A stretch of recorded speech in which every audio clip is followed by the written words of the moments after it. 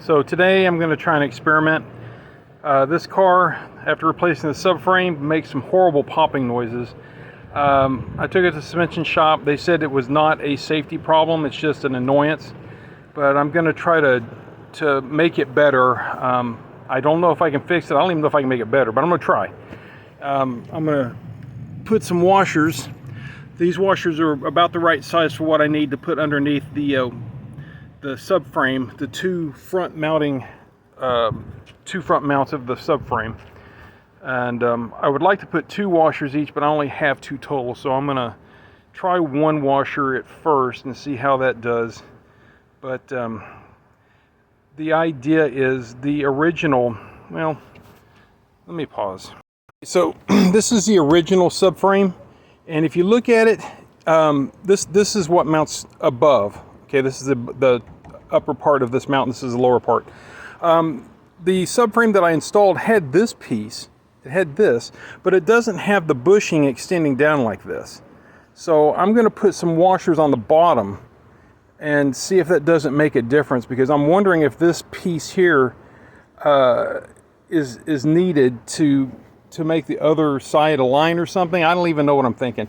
All I know is this piece, this extension here, it looks like about a 1/4 of an inch maybe, is not on the new one. It just flush. Okay, the bushing stops and it doesn't go beyond this metal part of the subframe. So thinking I'll put washers underneath here through the bolts.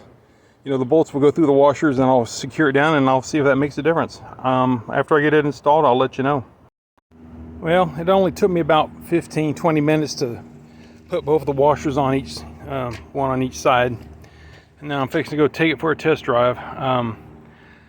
Logic dictates that it shouldn't make a difference, but I'm grasping at straws here trying to come up with a solution, because that cracking, popping noises is just, it's like fingernails on a chalkboard. It's just very disturbing, unnerving. All right, let me go drive it and I'll be back. Finished the test drive, and believe it or not, it is better, and I would say remarkably or significantly better. There is still times when it will pop, but it's a lot better than it was. I can actually drive and hit bumps and stuff now and it's not going to pop on me, but when I'm reversing and I'm turning at the same time, it'll pop. But it's not as bad as it was before I put the washers. So I'm thinking now that I'm going to add another washer. I'm going to go to Home Depot and buy a couple more of those washers and add them and see if that doesn't help it even further.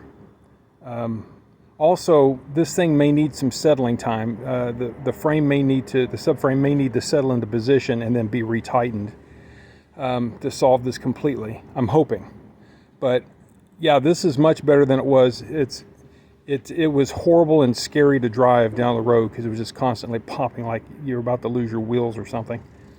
All right, so that's it for this video, but I'm going to add more washers. Maybe I'll do it this weekend or in the near future, and maybe I'll make a video on that.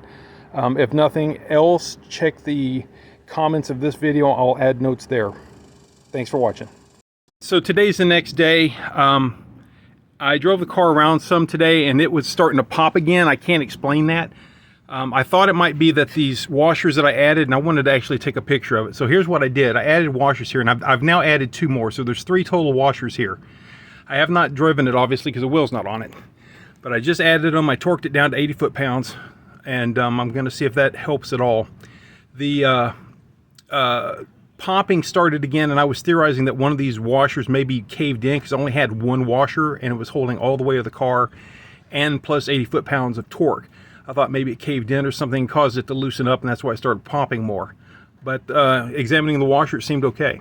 So bought 2 more washers. Added it to both sides, torqued it down. I'm now putting the wheels back on and I'm going to test drive it. I'll let you know. All right, so I drove the car around with the 3 washers installed and it got worse. It's almost like it was back to normal as far as popping without any washers. So I'm going to remove 2 washers at least, and I'm also going to see if there's a way I can modify it some other way to try to get the popping to stop. Right now, no real ideas, but I'm going to take it apart and study it and let me think about it, and I'll let you know what I do. But yeah, that's what we're doing right now. I'm just going to pull the wheels and remove the bolt and remove those 2 extra washers I added. So this is what the mount looks like that I'm putting the bolt and the washers on. I'm going to try something different. I'm going to try to put a smaller washer that will fit up inside that housing, and then the larger washer on the outside to kind of, seal it in there. I'm going to see what that does. I guess the idea is limit the movement. There's still a little bit of slack in there because that hole's not, quite the right size, but I don't know. We're going to give that a try and see what happens. I just completed a test drive, and it was perfect at the beginning, no problems at all. But after I drove it for about a mile, it started making noise, and it got worse and worse and worse. So what I think happened is I need to retorque the bolts. I'm also concerned that a single large washer may not be enough. It may bend as you tighten it, so I'm going to add a second one and then retorque it down and try again. This may take a couple of iterations, because I think what's happening is the washers are bending slightly and I'm losing the tightness, the torque on that bolt, and it has to be retorqued a couple times. Just my theory. I'm going to test it. I'll let you know. All right, well, I just realized that this bolt really is skinny for the application. It really has a lot of room in the bushing, and that's by design, because the original had a lot of space too. But I'm inclined to want to put a spacer like this, which I found digging in a jar of washers I have. It's got a smaller hole, much smaller. Maybe that'll make a difference. So I'm going to use this instead of the washers. It's thick too, so I'm going to try that on one of the sides and see if that helps any. I'll let you know. That's what I've done. I put that fat spacer right there just by itself, and it fits in this quite nicely, I think. Torqued it down to 80 foot-pounds. So I'm going to try that, and the other side I put back with 2 washers and the small one, and I retorqued it to 80. But if I had 2 of these, I would try that on both sides. I got a feeling that if I had a sleeve or something to fill up the space, then there would be no way for it to move, right? So I need to think about getting sleeves for these. I wonder why they had so much space in them. I guess to make sure they could always thread it, I guess. All right, well, let me give this a shot. Okay, I just did a test drive with that big washer and with the passenger side retorqued, and the passenger side is making a lot of noise. The driver's side might be making a little noise, but not much. So maybe that spacer is making a difference.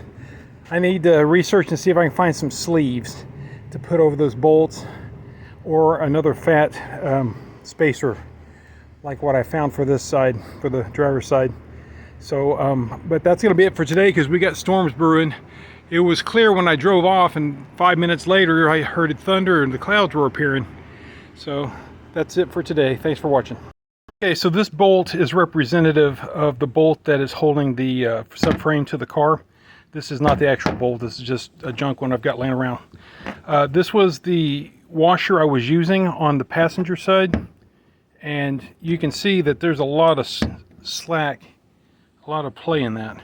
I found a washer that's got less play, about half as much play as this one, and I put it in instead. We'll see if that makes a difference. But I don't think this alone is going to solve anything. It might improve it, but I don't think it's going to solve it. So I've ordered some sleeves, and the bolt are 12 millimeters. So the inner diameter of the sleeves are 12 millimeters. The outer diameter is 18 millimeters. That's what I measured on the 2 subframes, the new one and the old one's about the same size, 18 millimeters.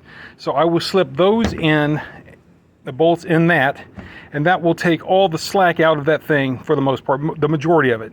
So that should keep it from sliding, long distances and making the horrible noises. There might still be some muted noises, but it shouldn't be as bad. Anyway, that's hope. Obviously, I don't know what I'm doing here, but I'm trying different things, and the sleeves are the last resort. That's the last thing I can think of. If that doesn't work, then I guess I just have to live with it. But ordered the sleeves on Amazon. They'll be here sometime next week. I'll install them one evening after work or over the weekend, next weekend. I'll keep you posted. Okay, so now I'm going to try to remove the washers and the bolt, the washers that I added in the bolt, and try to install the spacers that I bought. I'm going to try to do them one at a time, but if they don't line up, which I suspect they won't, then I'll need to crawl under the car and loosen everything and shift it around. try to get them to line up that way. But we're going to try it this way first. So what I'm going to try to do is put these spacers on the bolt. Whoop. Put the spacers on the bolt. And then the big washers that I bought, they should slip right on there. And they do, so I'm going to put a couple, maybe 3 of those. I should have 3. I think I'll go with 3. I might have to go to Home Depot and buy another couple of them for the other side, but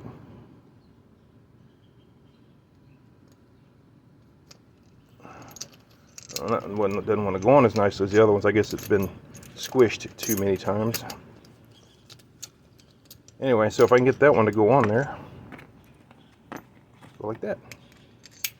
There we go. Now, that's going to go up in there, and the spacer should fill in the gap. Now, if I can just get it to thread, I'll be in good shape. Probably will have to loosen everything though, but I'm hopeful. I'll let you know. I've got everything back together. These fit very well. I did have some problems with this side. The other side went in no problem. This side I couldn't get it to thread. So I had to loosen all the bolts, all 4 mounting bolts like this, the 2 in the front and the 2 in the rear, and also the back engine mount. And then I jacked it up on this side with the floor jack and tilted it up a little bit, and then I was able to thread this one. Everything is now threaded and tightened down, and I'm about to put the wheels on, and then I'm going to test drive it, and I'll let you know what happens. Okay, just finished driving it, and it's still popping, but it seems to be a more muted popping, not as loud, but still popping. I'm just gonna have to live with it, I guess. I'm leaving those bushings in there, and those sleeves and the bushings, I mean. I think it's improved, and maybe with time, maybe they'll settle in and quit altogether. Might have to re-torque the bolts occasionally until it's completely fixed, or maybe it'll never be fixed. Who knows?